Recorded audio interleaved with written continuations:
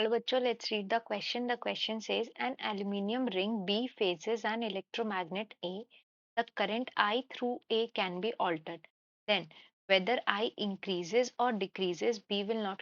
मतलब इस क्वेश्चन में ये बोला गया है हमारे को कि हमारे पास एक एल्यूमिनियम रिंग है, ठीक है, जिसका जो ये बी वाला पार्ट है, बी फेस है, वो एक इलेक्ट्रोमैग्नेटिक को फेस कर रहा है, ठीक है।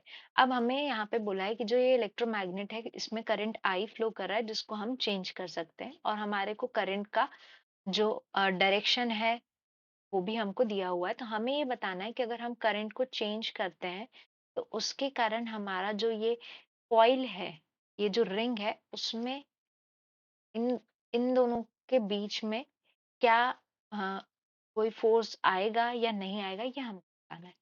तो इस क्वेश्चन में जो की कॉन्सेप्ट हम यूज करेंगे वो ये है: when the current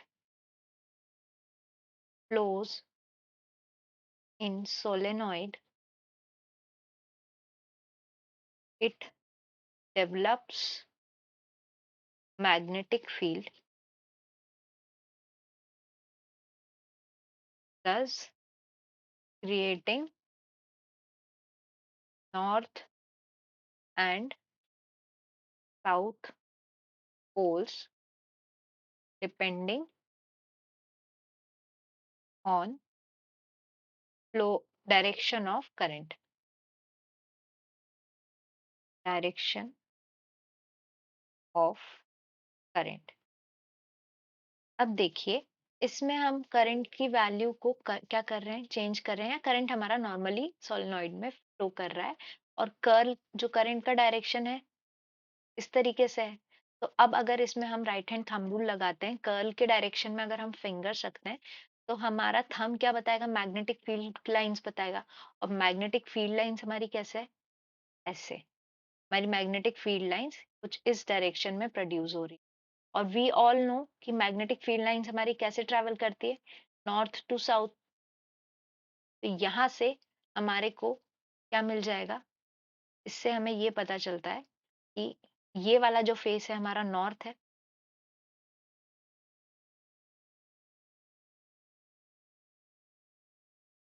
ठीक है, और ये क्या हो जाएगा, हमारा साउथ हो जाएगा। ये नॉर्थ से साउथ की तरफ जा रहा है, तो ये जो हमारा जो साइड हमारा रिंग की तरफ है ये क्या है, नॉर्थ की तरफ नॉर्थ हो जाएगा, नॉर्थ पोल। और जो ऑब्जर्वर की साइड है वो जो क्या हो जाएगा, हमारा साउथ पोल। अब जैसे जैसे हमारा इंक्रीज कर रहे हैं हम current I, as I increases the intensity of poles increases, then it acts as if the north is approaching towards ring। जैसे जैसे हम करंट की वैल्यू बढ़ाएंगे हमारी ये जो मैग्नेटिक फील्ड्स हैं क्या इंक्रीज होती जाएगी, और इससे ये लगेगा कि ये जो नॉर्थ पोल है वो धीरे धीरे क्या हो रहा है, रिंग की तरफ बढ़ते जा रहा है। अब हमें पता है कि लेंज लॉ क्या करेगा, लेंज लॉ इसको अपोज करने की कोशिश करेगा। तो according to Lenz law, face of ring B develops north pole to oppose the solenoid, ठीक है। अब इसको अपोज करने के लिए क्या करेगा, रिंग भी क्या करेगा, अपने तरफ से एक नॉर्थ पोल डेवलप करेगा इस तरफ पे, जो कि इसको अपोज करेगा यानी फिर अब दोनों तरफ अगर नॉर्थ नॉर्थ आ गया तो यहाँ पर फोर्स कौन सा आ जाएगा, वो एक दूसरे को क्या करेंगे, रिप, रिपेल करेंगे। सो हम लिख सकते हैं and hence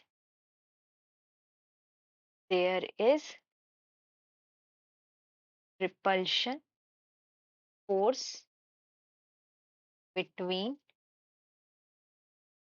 A and B, ठीक है, ए और बी में हमारा क्या होगा, एक रिपल्शन फोर्स आएगा।